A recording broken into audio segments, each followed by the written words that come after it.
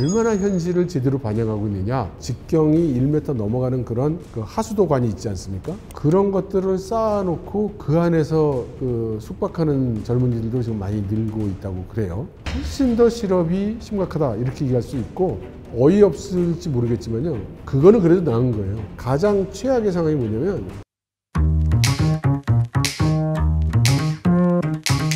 여러분 안녕하세요. 중국에 대한 여러 가지 이야기들을 여러분들께 소개해드리고 있는 이철입니다. 중국의 젊은이들, 왜 중국을 떠나려 하고 왜 그렇게 실업률이 높고 그 실업에 의해서 어떤 고통을 당하고 있는지에 대해서 간단히 좀 말씀을 드리고자 합니다.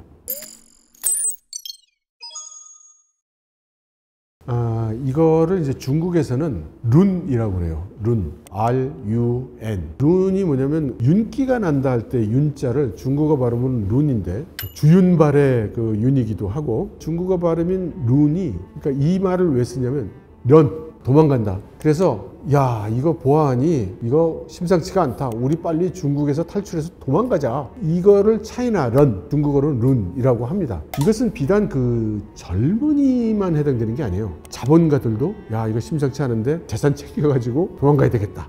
기업도 이거 싱가포르에 지사 만들어가지고 그쪽으로 좀 돈도 빼돌리고 해야 되겠는데, 기업도 룬. 개인들도 난 여기서 취업도 안 되고 재산도 없고 먹고 살 길이 막막해. 희망의 나라 미국으로 갈래. 뭐 이런 사람도 생기는 거죠. 미국으로 밀입국하는 것은 이제 미국이 경계를 강화하고, 또 중국 사람들이 미국으로 직접 못 가고 미국으로 밀입국하려면 멕시코를 가서 가면 제일 간단한데, 멕시코도 비자가 잘 안 나와요. 그래서 멕시코보다 더 밑에 있는 나라로 갑니다. 그럼 중미 국가, 뭐 과테말라, 뭐 이런 데로 먼저 가가지고 거기서 현지에서 방법을 생각해가지고 탈북자들이 브로커 만나서 그 국경 이동하듯이, 그렇게 남미 국가에서 브로커 만나서 국경과 국경을 이동하고 밀림과 밀림을 이동을 해서 수개월을 거쳐서 이제 미국 쪽으로 이동을 하는 거죠. 미국과 멕시코 접경으로 오는 겁니다. 그럼 옛날에는 그 접경지대에 멕시코 사람들이 쫙 이렇게 그 기다리고 있다가 미국 경찰이 안 보는 틈을 타서 야, 국경 넘어라! 지금은 어느 날 갑자기 왕서방이 하나 보이더니 이쪽에는 뭐 장서방도 보이고, 그래서 지금 중국인들이 많이 늘어난 거예요. 그래서 이게 이제 국제적인 뉴스가 됐습니다. 그리고 이제 미국이 이런 식으로 그 남미를 통해서 오는 중국인에 대한 통제를 이제 강화를 했죠. 이제 앞으로는 좀 보기가 어려워질 것 같아요. 근데 왜 이렇게 그 밀입국을 하려고 하느냐? 가장 큰 원인은 힘없고 백없고 돈 없는 젊은이가 중국에서 지금 살아나기가 너무 어려운 상황이 됐다는 겁니다.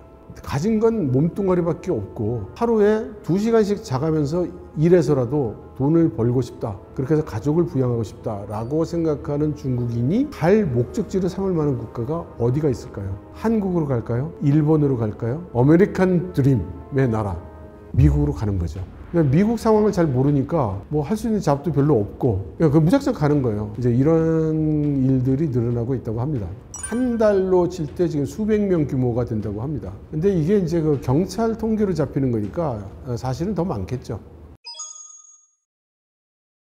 이번 달부터 중국 통계국이 그 실업률 통계를 다시 시작했어요. 방식은 조금 바뀌었습니다. 전에는 그냥 청년 실업률 그러고 탁 냈는데, 학생은 제외한 청년 실업률 뭐 이런 식으로 이제 그 발표를 시작을 했어요. 근데 그 실업률이 그렇게 나빠 보이지가 않습니다. 나빠 보이지 않는 지표를 만들기 위한 설계를 해서 나온 거라고 그렇게 해석할 수도 있죠. 일부 학자이긴 한데 가장 최악의 실업 상태를 아마 작년 하반기 정도로 보는 견해가 많은 것 같아요. 뭐 80% 정도까지 왔다, 뭐 이렇게 이야기하는 사람도 있습니다.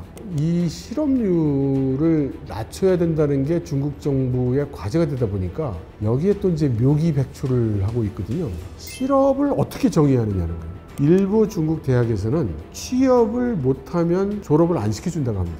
그러면 학생 상태로 있으니까 실업률 카운트할 때 그 학생은 안 들어가죠. 기본적으로 농민은 대상이 또 아니에요. 14억 중국 인구 중에 6억 5천만에 해당되는 농민은 또 빠져요. 직업훈련 같은 거를 이제 받으면 정부가 이제 보조금을 줘요. 그 보조금 받기 위해서 직업훈련에 등록을 할 거 아니에요. 직업훈련에 등록을 한 사람은 또 실업에 빠져요. 그러니까 이런 식으로 그 찻대고 pot대고 이거 다 한 다음에 숫자를 지금 이야기하는 거기 때문에 이게 과연 얼마나 현실을 제대로 반영하고 있느냐, 이건 참 그 의문이 아닐 수 없죠. 그래서 지금 우리가 듣고 보는 통계에 비해서는 훨씬 더 실업이 심각하다, 이렇게 얘기할 수 있고, 실제로 제가 중국에 있으면서 느끼는 실업의 정도는 굉장히 심각해요. 중국에 그 픽 배달을 하거나 음식 배달을 하는 사람들이 많이 있거든요. 이 사람들이 옛날에는 탁 보면 전문적인 배달하는 사람처럼 보여요. 근데 시간이 갈수록 배달부들이 바뀌어요. 뭔가 어리숙해 보이고 젊은 아가씨들도 많아졌어요. 배달이라도 해보겠다고 나온 사람이구나 라고 생각되는 사람들이 많이 늘었어요. 이 남방에는 SNS에 여러 가지 젊은이들의 포스팅이 올라오는데 지하도 같은 데서 숙식을 하는 젊은이들도 많이 늘어나고 있고요. 또 우리 그 하수도 파이프 있죠. 직경이 1m 넘어가는 그런 그 하수도관이 있지 않습니까? 그런 것들을 쌓아놓고 그 안에서 그 숙박하는 젊은이들도 지금 많이 늘고 있다고 그래요. 앞뒤로 나무 판자로 이렇게 막아가지고 바람을 막고 문짝을 달면 그걸 월세를 준다고 합니다. 어이없을지 모르겠지만요, 그거는 그래도 나은 거예요. 가장 최악의 상황이 뭐냐면 아파트나 건물 지하에 가면 큰 지하실이 있습니다. 그럼 그 지하실에 2층 침대랑 3층 침대를 만들었죠. 가구 메이커가 만든 침대가 아니고 이렇게 나무 같은 걸로 만들어서 한 2층, 3층으로 침대를 만들어요. 그 다음에 그 침대 둘레를 철망으로 둘러쌉니다. 그러면 2층과 3층 사이에 철망으로 둘러싸니까 공간이 막히잖아요. 거기다 이렇게 문을 달아요. 자물쇠를 하나 달아가지고 그게 한 사람 몫이에요. 요 침대를 월세로 줍니다.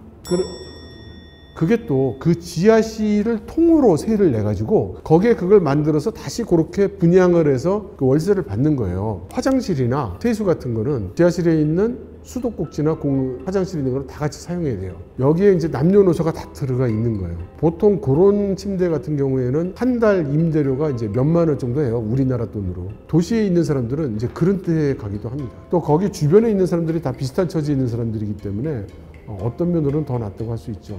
지금 중국 정부도 이걸 굉장히 심각한 문제로 인식을 하고 있고 이것을 타개하기 위해서 많은 노력을 해요. 여기에 꼭 직접적으로 연결이 되는 건 아니지만 그래서 중국 정부가 보장형 임대주택이라는 그 정책을 하고 있어요. 뭐냐면 집값이 지금 계속 올라가잖아요. 근데 아까 말씀드렸잖아요. 중국에 이미 만들어져 있는 집이 300억이 들어갈 수 있을 정도가 된다고요. 근데 이것들이 대부분이 어디에 있느냐면 지방도시 소도시에 있어요. 그러니까 수요가 없는데 무조건 아파트를 만들 거예요. 젊은이들이 그러면 그런 지방도시에서 사느냐? 안 살아요. 다 일자리를 찾으려도 다 큰 도시로 나와야 된단 말이죠. 그리고 아까 말씀드린 그 지하실에 있는 침대라든가 번듯한 아파트는 너무 비싸서 들어갈 수가 없는 거예요. 월세도 낼 수가 없고. 그래서 저렴한 돈만 받고 장기적으로 임대를 할 수 있는 그런 집을 만들어서 규모 있게 공급을 하겠다라는 게 이제 보장형 임대주택 사업입니다. 300만 호 이상이 이미 건설이 됐고요. 내년 2025년까지 520만 호를 만들어요. 주로 이제 그 대도시 지역이고 주거용으로는 사용하지 않던 건물들, 임대가 안 나가는 곳, 창고, 공장 이런 데를 정부가 나서서 그 용도를 거주할 수 있게 막 바꿔주고 젊은 사람들이 좁은 집이나마 다달이 월세를 내고 살 수 있도록 아주 본격적으로 추진하고 있어요. 저는 굉장히 관심이 많습니다. 중국이 만일 이 임대주택 정책에서 성공한다면 우리나라도 한번 생각해 볼 수 있지 않을까 하는 그런 생각도 해봐요. 제 아는 친구 하나가 스위스계 은행에 다녔어요. 근데 이제 감원을 해가지고 잘렸습니다. 중국의 지금 은행도 대규모 감원 중입니다. 지방정부도 지금 감원 중이에요. 감원이 어려운 곳에서는 월급을 낮추고 있어요. 적자 사업 같은 거를 잘 못하는 거예요.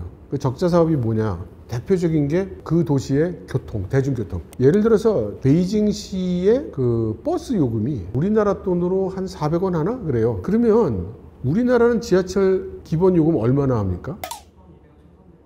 그러면 그거를 중국이라고 해서 400원 받으면 그게 유지가 될까요? 지방도시 중에 돈 떨어진 지방정부에서는 버스 기사들 봉급을 못 주는 거예요. 대중교통이 쓰죠. 그런가 하면은 난방이 끊기거나 뭐 이런 일도 지금 일어나고 있어요. 우리에겐 별로 알려지지 않지만 실제로 그런 현상도 나타나고 있는 겁니다.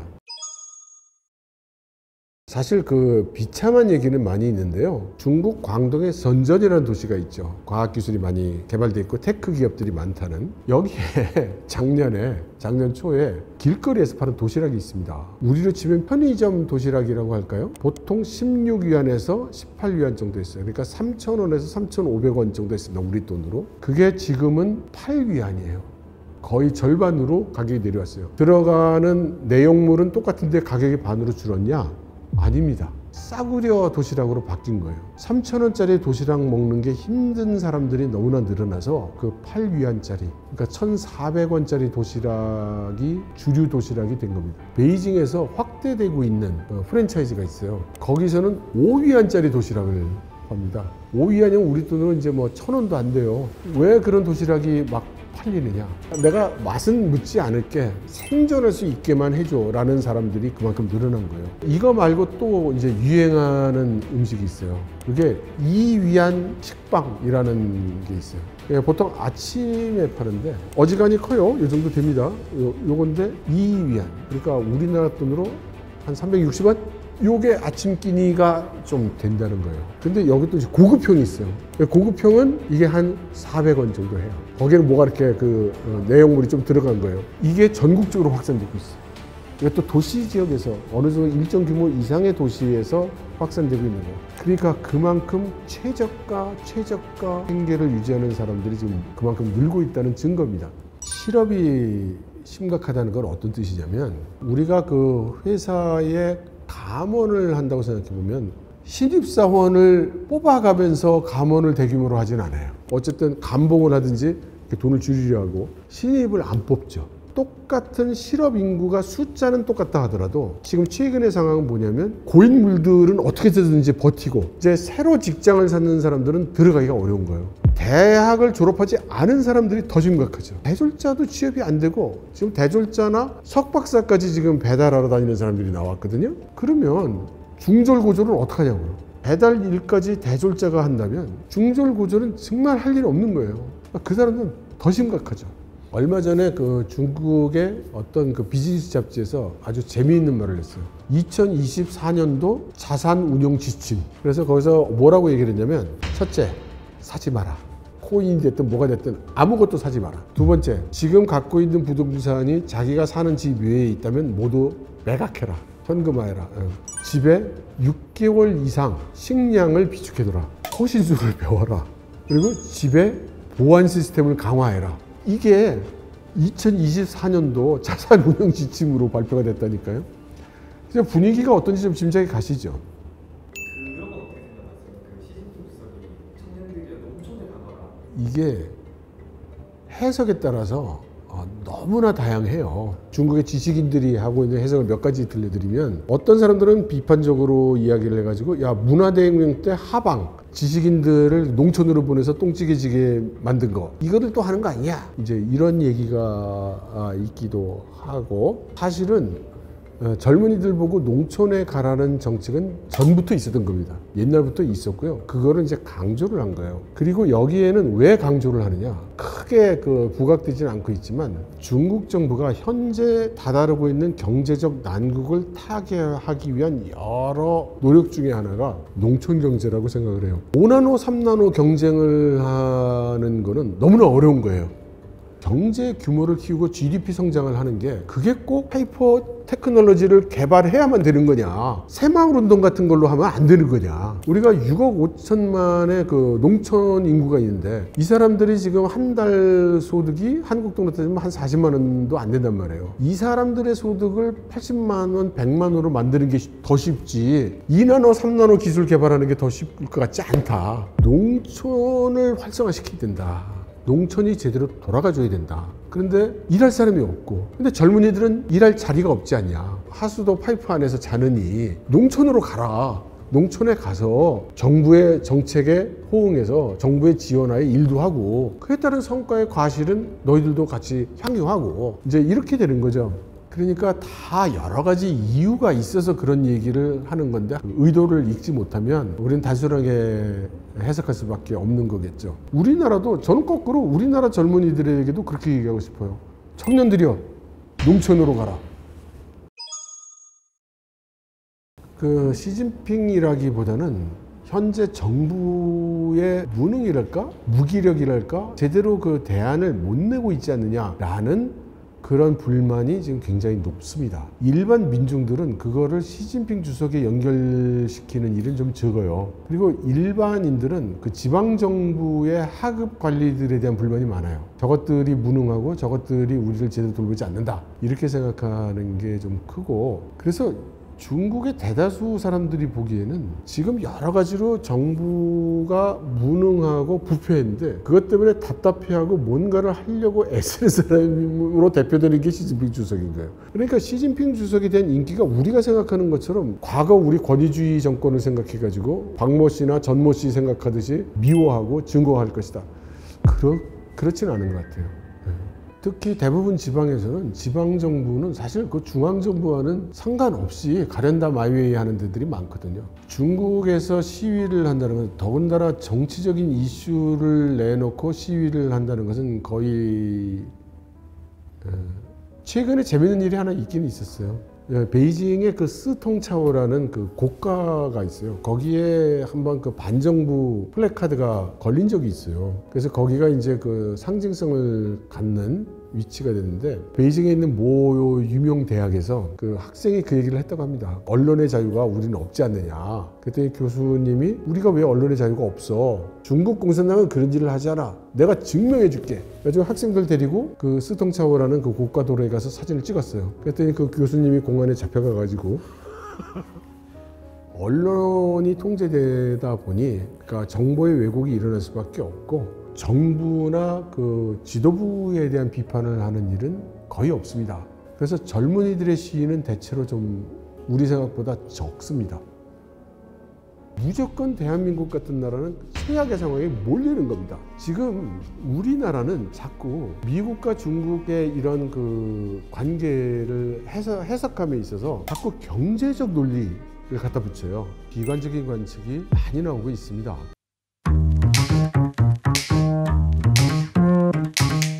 여러분 안녕하세요. 중국에 대한 여러 가지 해설을 해드리고 있는 이철희입니다. 중국의 경제에 대해서 우려 섞인 이야기가 우리나라뿐만 아니라 전 세계적으로 많이 나오고 있죠. 최근 중국에서 일어나고 있는 일들에 대해서 조금 여러분들께 소개를 하고자 합니다.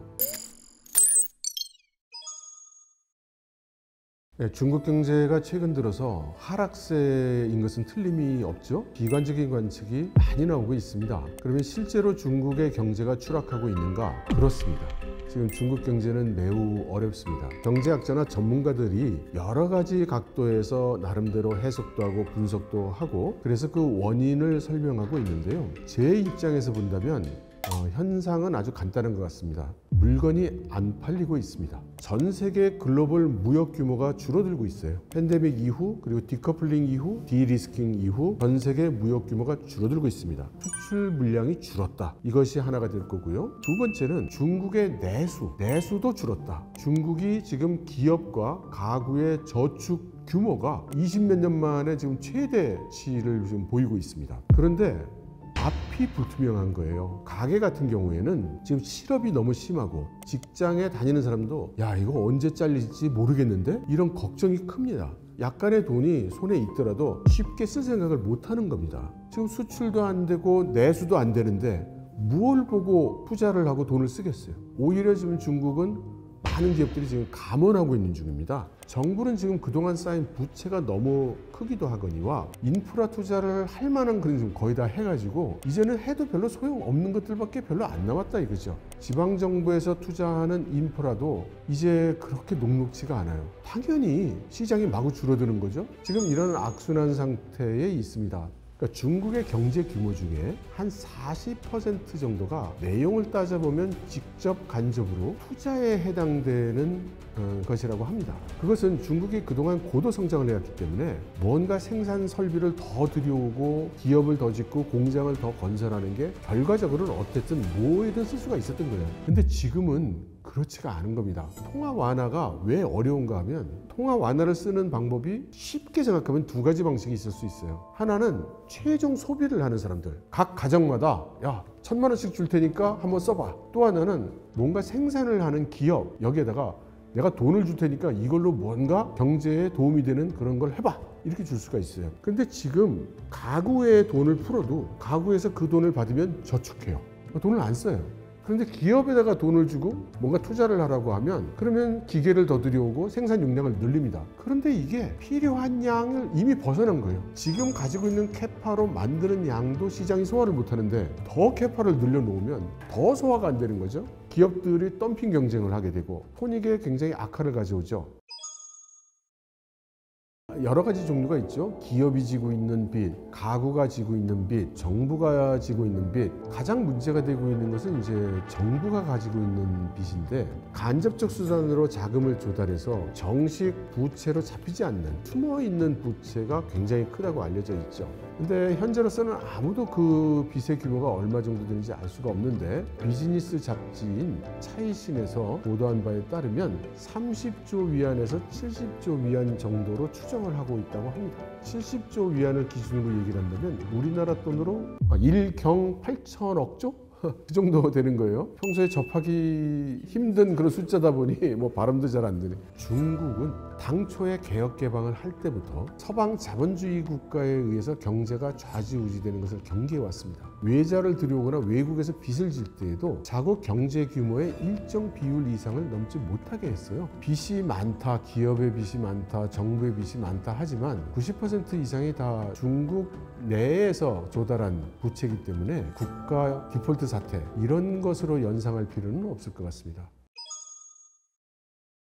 중국의 성장의 문제를 1대1로로 직접 연결시키기는 좀 어려울 것 같아요. 중국이 1대1로를 투자를 해서 초기의 성과를 보이지 못한 것은 대표적으로 우리가 많이 알고 있죠. 뭐 스리랑카의 항구라든가 우리가 듣지 않는 국가들이 있죠. 1대1로 국가들 중에 거기하고는 지금 잘 되고 있는 거예요. 중앙아시아 국가들이 있잖아요. 하나는 해상 1대1로가 있고 육상 1대1로가 있잖아요. 육상으로 그 철도가 연결이 되어 있습니다. 그죠? 그 철도 운송량은 지금 많이 늘었어요. 더군다나 해상으로 가는 게 요즘 뭐 수에즈 운하 쪽이 막히고 후티 반군이 아프리카를 막 돌아가고 있잖아요. 해상 물류 비용이 많이 늘었습니다. 여기에 대응하는 중국의 철도망, 1대1로 망은 상대적으로 거기에 영향을 전혀 안 받는 거예요. 그러다 보니까 유럽 쪽으로 왔다 갔다 하는 화물의 양이 늘고 있고 해상 운송에 비해서도 물류 비용도 싸지고 있고 그에 따라서 그 중앙아시아 국가들도 소득이 늘어나고 있죠.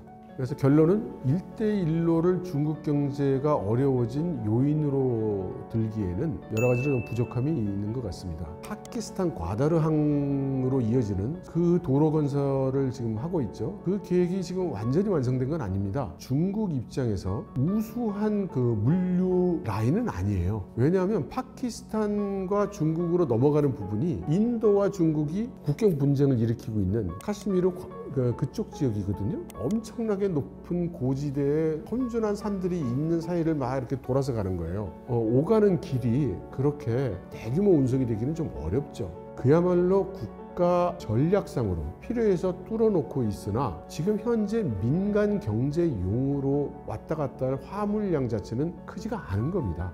그래서 그걸 뚫었는데 들은 비용 때문에 중국이 어려운가? 근데 중국 정부 입장에서는 남중국해를 맡고 있는 말라카 해협이 봉쇄될 경우를 대비해서 과다르항과 파키스탄 회랑으로 이어지는 루트와 미얀마 루트를 통해서 중국 대륙으로 흘러가는 이 두 가지 루트를 전략적으로 확보하고 있는 것이기 때문에 그건 돈이 들어도 한다라는 취지로 추진한 것으로 봐야 할 것 같아요.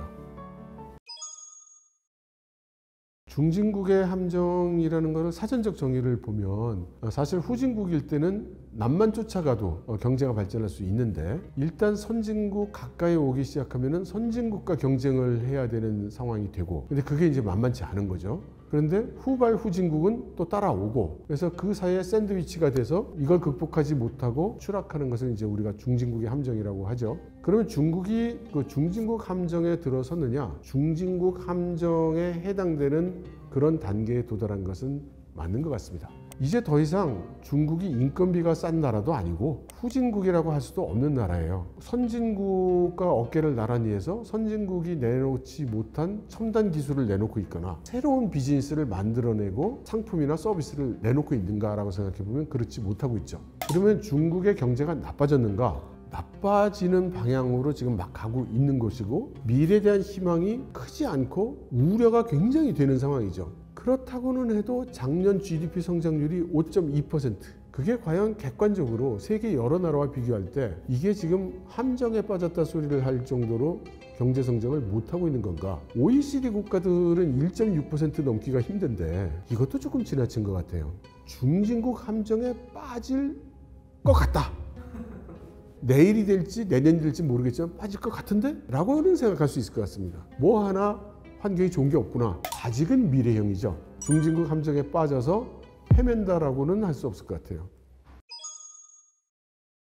어느 정도의 그 시간대를 놓고 평가하느냐에 따라 달라질 수 있을 건데요. 가장 직접적인 요인이 되고 있는 것은 뭐라고 해도 팬데믹입니다. 중국이 그 팬데믹 3년 동안 엄격한 통제를 하면서 사실상 3년간 경제 활동이 거의 중단되다시피 했던 거거든요. 서민들, 돈이 별로 없는 사람들, 추락을 했다고 해도 과언이 아닐 정도의 상황에 도달한 거죠. 이 사람들의 수요, 그 경제된 기여, 이 부분이 지금 거의 사라진 것처럼 보이죠. 그것이 가장 큰 이유가 됐다고 보고요. 두 번째는 중국의 경제는 경제 규모의 40% 가까이가 직간접으로 투자와 관계되어 있다고 이야기를 하듯이 쓰는 돈이 거의 미래지향적으로 쓰는 돈이에요. 내가 지금 가지고 있는 돈은 10억이 안 되지만 주택담보대출을 받으면 5억 정도는 내가 갚을 수 있을 거야. 그러면 사실은 내가 10억이라는 실력이 없는데 10억이라는 집을 산 거잖아요. 그러니까 미래에서 땡겨 쓴 돈이 많은 거죠. 그런데 이게 이제 미래라는 상황이 불확실해지면서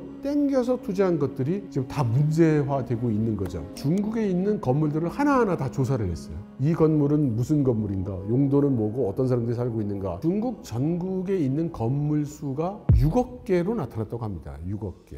주거용 건물이 1억 채가 나왔다고 해요. 아파트로 치면 한 동입니다. 그러니까 한 채가 한 동이에요. 그래서 평균적으로 300인 정도 사는 걸로 계산을 한다고 합니다. 지금 현재 만들어져 있는 중국의 주택에 들어가서 살 수 있는 사람의 수가 300억 명이라는 거예요. 그러면 지금 인구가 14억인데 2년 연속 인구는 줄고 있어요. 이제 중국이. 이게 다 어떤 의미는 다 땡겨서 지은 거예요. 300억이 살 수 있는 집을 지었으니까 현재 14억밖에 없고 이제 점점 줄어드는데 한 20년 지나면 14억이 10억이 될지도 모르죠. 그러면 290억 명분을 어디서 충당을 하냐 이거죠. 집도 그렇고 공장도 그렇고 사회 인프라도 그렇고 다 미리 땡겨서 해놓은 것들이 문제로 등장을 한 거죠. 그러니까 이게 이제 감당이 잘 안 되는 거예요.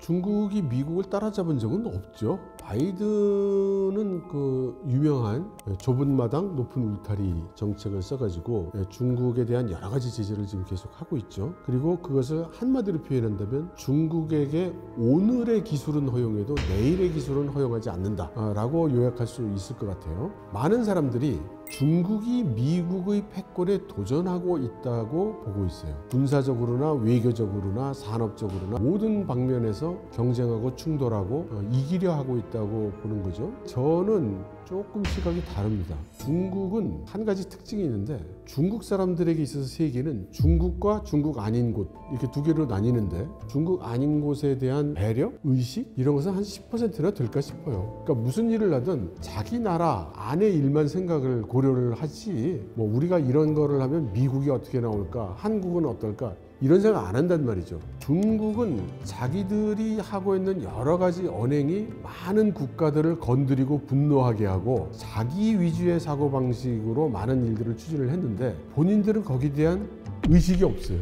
많은 국가들이 너 지금 이제 미국에 도전하는구나 이렇게 생각하는데 중국은 자기가 미국의 패권에 도전했다는 의식이 없어요. 자기가 그렇게 남한테 폐해를 끼쳤다는 인식 자체가 없고 그다음 그런 얘기는 중국의 관영 매체에 나오지도 않아요. 지금 우리나라는 자꾸 미국과 중국의 이런 그 관계를 해석함에 있어서 자꾸 경제적 논리를 갖다 붙여요. 많이 듣는 질문 중에 하나가 뭐냐면 중국이 대만을 공격할까요? 대만을 공격하면 경제적으로 손해일 텐데요. 경제 규모가 오그라들면 그러면 이제 미국이 용서해주고 그럼 옛날처럼 거래를 하겠다 그러겠느냐? 뭐 그럴 수도 있고 아닐 수도 있지만 정치, 외교, 안보, 경제 이렇게 다각도에서 볼 일이지 그냥 경제 한 가지 차원으로만 그 시각으로만 해설할 일은 아닌 것 같습니다. 너무 단순화시키고 획일화시키고 있다라고 생각합니다. 중국이 어렵다는 걸로도 볼 수가 있지만 우선 큰 국면에서 보면 중국과 서방이 시장이 갈라서고 있는 중이거든요. 그리고 지금 국지적으로 여러 가지 전쟁, 우크라이나 전쟁에 이제 그 이스라엘 중동 전쟁도 일어나고 있고 양안 간의 전쟁의 위험성도 증가하고 있잖아요. 이런 것들은 모두 국제적인 글로벌 공급망을 흔들고 또 시장의 분리를 가속화할 겁니다. 근데 이런 상황이 되면은 내가 자원이 많아가지고 많은 다른 국가들이 와서 야, 그 자원 좀 우리 좀 놀아줘. 이렇게 되는 국가. 중동의 산유국 같은 데가 될 수도 있고 호주처럼 우리 철광이 있어 뭐 있어 우리 히토류가 많아. 공급망이 어려워지면 자기들의 가치가 더 빛나죠. 남에게 도움이 필요 없는, 우리는 수출 안 하고 그냥 내수로 우리끼리 좀 따뜻하게 뭐 먹고 살 수 있어. 그러니까 가장 나쁜 케이스가 누구냐면 우리끼리 살 수가 없는 나라예요. 내수 시장에만 팔다가는 우리가 먹고 살 수가 없는 그런 나라가 있어요. 그러니까 대표적인 나라가 어딜까요? 저희도 근데 예, 우리예요. 대한민국이 그래요. 이런 상황이 계속되면 무조건 대한민국 같은 나라는 최악의 상황에 몰리는 겁니다. 지금까지 대한민국에 필요한 시장이 되어준 국가 어디겠어요? 그것은 한편으로는 미국이고 서구고 한편으로는 중국이었습니다. 그런데 그 중국이 추락하고 경제 규모가 위축되고 우리와의 공급망 협력이 단절이 일어나면 당연히 우리는 너무너무 어려워지는 거예요. 남들보다 2배 어려워집니다. 이런 식으로 가게 되면 우리나라는 아주 큰 악영향을 입게 된다고 그렇게 이야기할 수 있을 것 같습니다. 전략적 중요성을 가지는 몇몇 아이템하고 그 체계를 우리가 정비해야 될 필요가 있어요. 우리나라만 이런 상황이 있는 게 아니고 지금 세계 각국이 다 머리가 지끈지끈 아플 거란 말입니다. 그러면 상대적으로 우리와 공급망을 맞춰 나갈 수 있는 국가들을 탐색하고 그들과 함께 공동의 노력을 좀 기울이고 연대할 필요가 있죠. 이제 이런 그 전략을 생각해 볼 수 있겠죠. 물론 아주 단순화시켜서 드리는 말씀이긴 하지만 말이에요.